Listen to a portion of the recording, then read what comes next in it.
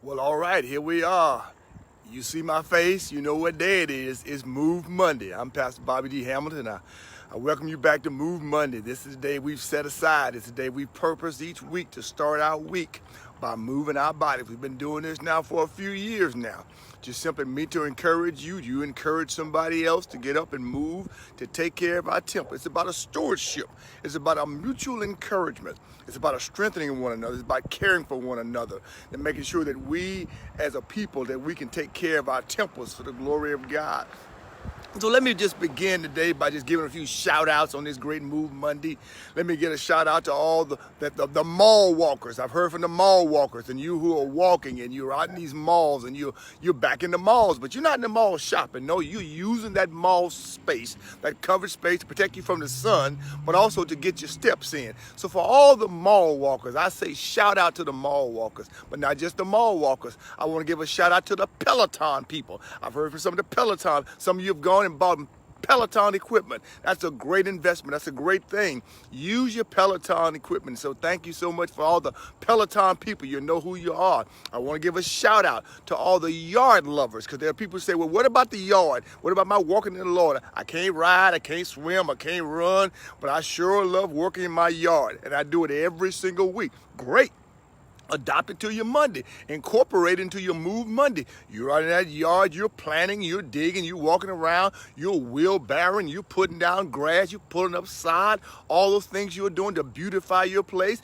That constitutes as a move. So I'll give you a big shout out to all the yard lovers and yard workers online. Also, some of you are training for your first 5K. Heard about you. I know you already planned your race. You're trying to get it done. And I wanted to give a big old shout out to all the 5K people. You're trying to figure out how to get in them 3.1 miles. Oh, yes, you are. Let me just encourage you.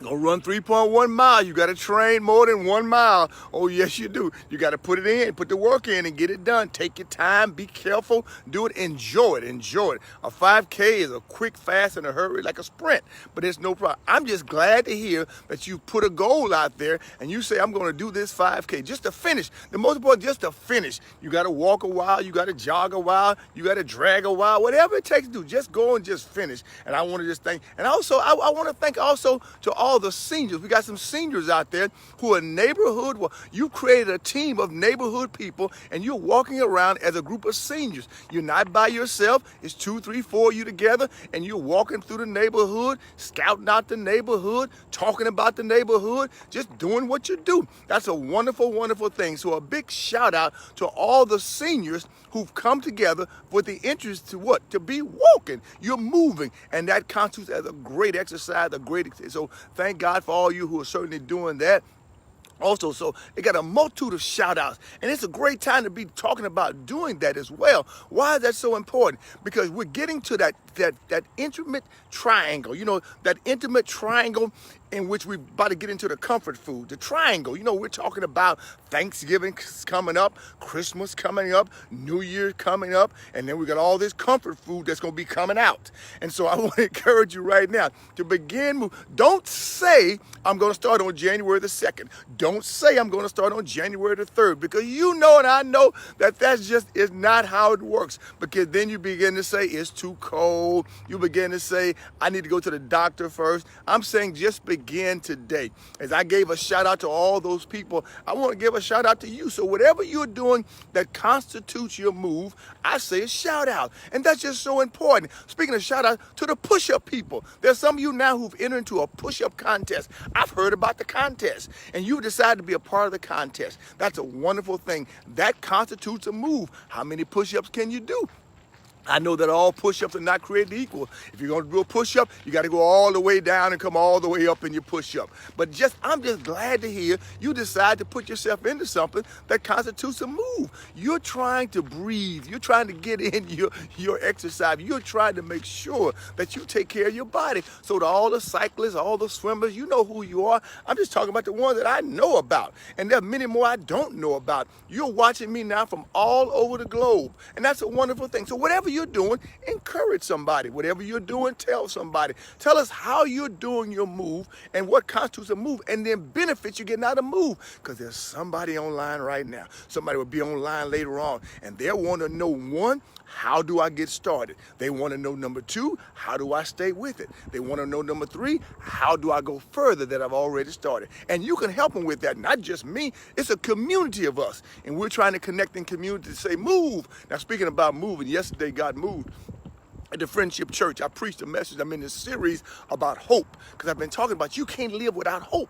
And many, even born-again believers, they are depressed, they are discouraged, they're down that dark hole, and they've lost hope because they've lost sight of the promises of God, the provisions of God. And I've been preaching about it. And yesterday I preached a very familiar passage out of Jeremiah 29.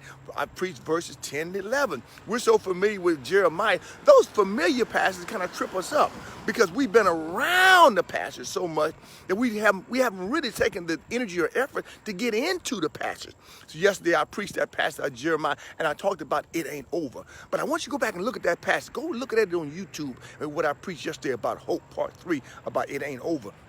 Because in that context, I talked about that the Lord says you're going to be in Babylon for 70 years. Not 6 weeks, not 6 months, but 70 years. And yet I talked about the importance of moving in your meantime. About what do you do with your in-between time? What do you do between the time when you find yourself in a bondage and a breakthrough? What do you do? How do you handle the in-between time? Because for many of us, that's our most depressing, discouraging time. Oh, we shout when God gives a breakthrough, but in our time of bondage, in our time of sameness, in our time when things are not changing, we find ourselves in a great conundrum of chaos and confusion, and we literally want to quit. And so I talked about the Lord says, go back and look at the word, about verse 5 to verse 7, he told them what to do. He told them about how to build cities, how to build houses. He told them about how to take care of their families, how to seek the welfare of the city that they're in. He told them the importance of how to live, how to love, how to invest, how to impact others. Some of you are there today. You're in a Babylon-like situation, and you're wondering, what do I do? The Lord is saying, listen, I want you to do something. I want you to be able to go and understand the importance of investing. Make the most of your bad situation, and also minister to somebody else. What God is giving you right now in your Babylon is not just for you. God could easily eject you out of Babylon. God could easily pull the plug on your Babylon, but sometimes God lets you stay there because there's something he wants to do in our character, in our conduct, in our choices that will only get done if we're in Babylon. God has a plan, has a purpose for our life. The context of God saying they have a plan for you is tied to them being in Babylon for the very sovereignly appointed time that he has them there. So while you're in your Babylon, here's the question. What are you doing? How's your attitude in Babylon? How's your temperament in Babylon? Are you simply investing? Are you investing in yourself? God has told you some things to do for yourself that you can still do for yourself. Are you doing those things? And also, who are you impacting?